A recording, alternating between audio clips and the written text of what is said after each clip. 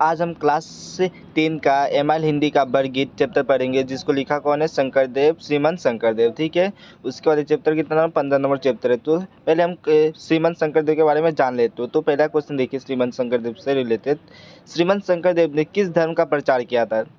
तो श्रीमंत शंकरदेव ने नौ वैष्णव धर्म का प्रचार किया था। तो किसका प्रचार किया था? नौ वैष्णव धर्म का प्रचार किया था। ठीक है, उसके बाद देखिए दूसरा नंबर क्वेश्चन, श्रीमंत शंकरदेव का जन्म कब और कहाँ हुआ था? तो श्रीमंत शंकरदेव का जन्म कब हुआ था? 1449 में हुआ था। असम के नौगांव के आलीपुखरी नामक स्थान में हुआ था। दोस्तों ये याद कर लीजिए, कहाँ हुआ था? असम के नौगांव के आलीपुखरी नामक स्थान में हुआ था। उसके बाद देखिए थ्री नंबर, श्रीमंत शंकरदेव के माता पिता का नाम क्या है था? तो श्रीमंत शंकरदेव के माता का नाम सत्य संध्या था। क्या था? सत्य संध्या। और पिता का नाम क्या था? कुसुम्बर शिरोमणि भुइया। कुसुम्बर शिरोमणि भुइया। ठीक है, उसके बाद देखिए चौथा नंबर, शंकरदेव के माता पिता की मृत्यु के बाद किसने शंकरदेव को पालन पोषण किया था? तो शंकरदेव के माता पिता की मृत्यु के बाद उनकी दादी खेरसुती, दादी का नाम क्या है? खेरसुती ने शंकरदेव को पालन पोषण किया था। ठीक है, बचपन में। उसके बाद देखिए 5 नंबर, शंकरदेव के गुरु का नाम क्या था? वेरी इंपॉर्टेंट क्वेश्चन, इसे याद कर लीजिए। शंकरदेव का गुरु का नाम क्या था? महेंद्र कुंडली। क्या नाम था? महेंद्र कुंडली। उसके बाद देखिए 6 नंबर, शंकरदेव के प्रमुख ग्रंथ का नाम क्या है? ये भी वेरी इंपॉर्टेंट क्वेश्चन, इसे भी याद कर लीजिए। शंकरदेव का प्रमुख ग्रंथ का नाम है कीर्तन घोषा। इसके बाद देखिए 7 नंबर, शंकरदेव द्वारा रचित संवाद विहीन नाटक का नाम क्या है? तो शंकरदेव द्वारा रचित संवाद विहीन नाटक का नाम है चीन यात्रा। क्या नाम है? चीन यात्रा। अब देखिए क्वेश्चन में, वर्गीत में जो क्वेश्चन है उससे रिलेटेड पहला क्वेश्चन देखिए, सही विकल्प का चयन कीजिए। ठीक है, उसके बाद देखिए क्या है? पतित वर्गीतों में किसकी प्रधानता परिलक्षित है? तो क्या है? भक्ति की। उसके बाद देखिए ख नंबर, शंकरदेव के अनुसार यह संसार कैसा है? तो कष्टदायक है। वेरी इंपॉर्टेंट क्वेश्चन, इसे याद कर लीजिएगा। शंकरदेव के अनुसार यह संसार कैसा है? कष्टदायक है। उसके बाद देखिए ग नंबर, मनुष्यों को मुक्ति किससे प्राप्त होती है? तो मनुष्य को मुक्ति नाम कीर्तन से प्राप्त होती है। तो क्या है आंसर? नाम कीर्तन। उसके बाद देखिए घ नंबर, वर्गीत में ठाकुर किसे कहा गया है? तो वर्गीत में ठाकुर हरि को कहा गया है। ठीक है, उसके बाद देखिए अंग नंबर, शंकरदेव के अनुसार वास्तविक भक्ति का पता किसे होता है? तो किसको होता है? भक्त को होता है। उसके देखिए नंबर 2, निम्नलिखित प्रश्नों को संक्षिप्त उत्तर दीजिए। तो शंकरदेव ने प्रथम वर्गीत में किस बात का वर्णन किया है? तो शंकरदेव ने प्रथम वर्गीत में भगवान की नाम महिमा की बात का वर्णन किया है। क्या कहा? शंकरदेव ने प्रथम वर्गीत में क्या किया है? भगवान की नाम महिमा की बात का वर्णन किया है। ठीक है, उसके बाद देखिए ख नंबर, शंकरदेव के अनुसार सारात्मक क्या है? तो शंकरदेव के अनुसार सारात्मक केवल राम तथा परमात्मा है। क्या है? शंकरदेव के अनुसार सारात्मक केवल राम तथा परमात्मा है और उनकी सेवा करनी चाहिए। ठीक है, उसके बाद देखिए ग नंबर, दूसरे वर्गीत में शंकरदेव ने स्वयं को किसका दास बताया है? तो दूसरे वर्गीत में किसको दास बताया है? दूसरे वर्गीत में शंकरदेव ने स्वयं को प्रभु श्री कृष्ण का दास बताया है। किसका दास बताया? श्री कृष्ण का दास बताया है।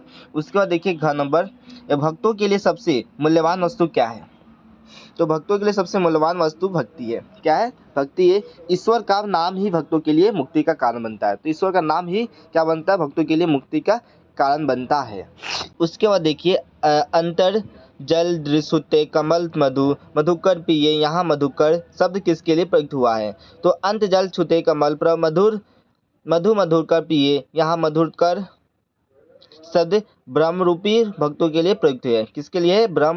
ब्रह्म रूपी भक्तों के लिए प्रयुक्त है। याद कर लीजिएगा, ब्रह्म रूपी भक्तों के लिए प्रयुक्त है। ठीक है, उसके बाद देखिए निम्नलिखित प्रश्नों को सामूहिक उत्तर दीजिए। 3 नंबर, तो 3 नंबर का देखिए क्वेश्चन क्या है? शंकरदेव ने राम नाम बोलने के लिए क्यों कहा है? तो शंकरदेव ने राम का नाम जपना ही मुक्ति का कारण बनता है। इसका आंसर देखिए 3 का नंबर देखिए, शंकरदेव ने राम नाम बोलने के लिए क्यों कहा है? तो शंकरदेव के अनुसार राम का नाम जपना ही मुक्ति का कारण बनता है। इस कारण राम नाम बोलने के लिए कहा गया है। ठीक है, इसे भी याद कर लीजिए, वेरी छोटा और इजी है क्वेश्चन। इसी और देखिए ख नंबर, शंकरदेव ने संसार को दुख में क्यों कहा है? वेरी इंपॉर्टेंट, मुझसे ये बार बार एग्जाम में आ जाता है, इसलिए इसे याद करके जाइएगा। तो देखिए आंसर इसका, मृत्यु के बाद बैतरणी नदी में जिस प्रकार पापियों को, क्या है? मृत्यु के बाद बैतरणी नदी में जिस प्रकार पापियों को कष्ट भोगना पड़ता है, उसी प्रकार यह संसार भी कष्टपूर्ण है। उसी तरह क्या है, संसार भी कष्टपूर्ण है, इस कारण शंकरदेव ने संसार को दुख में कहा है। ठीक है, उसके बाद देखिए ग नंबर, नाम पंचानन नंदे पलावत, इस पंक्ति में नाम की तुलना पंचानन से क्यों की गई है? ये भी वेरी इंपॉर्टेंट क्वेश्चन, इसे भी याद करके जाइएगा।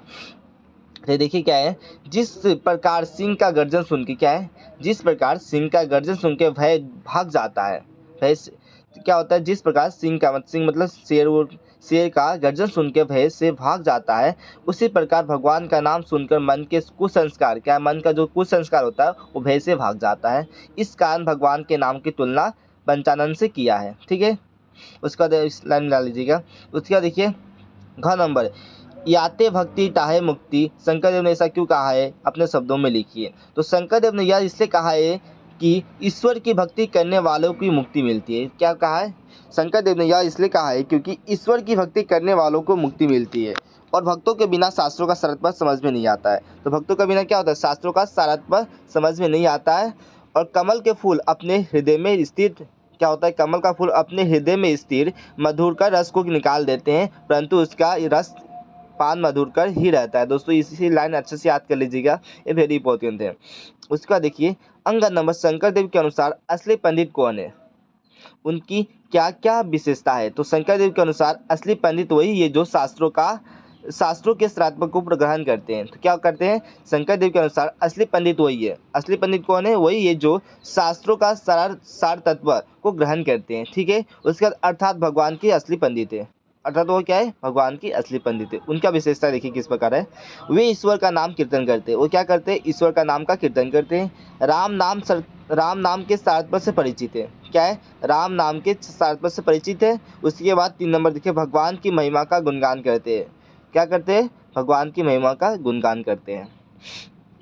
उसके बाद देखिए ये वेरी इंपॉर्टेंट, ये बार बार एग्जाम में आता है कि समास विग्रह का उनका नाम लिखिए। समास विग्रह करना और उसका नाम भी लिखना है। यहाँ का सब एक न एक आ ही जाएगा, 2 इसमें से कॉमन है क्या आ जाएगा। जैसे कि देखिए दशानंद, इसका क्या होगा, 10 से आनंद जिसके, तो क्या हो जाएगा, बहुब्रीहि समास। क्या हो जाएगा, बहुब्रीहि समास। उसके बाद भयभीत, भय से क्या हो जाएगा, भय से भीत, भय से भीत, तो क्या है, तत्पुरुष समास। उसके बाद देखिए चौराहा, 4 राहों का समाहार, तो क्या हो जाएगा, द्विगु समास। उसका नीलकमल, नीला है जो कमल, तो क्या हो जाएगा, कर्मधारय समास। उसका पीताम्बर, पीला है जो वस्त्र जिसका, तो क्या होगा, बहुब्रीहि समास।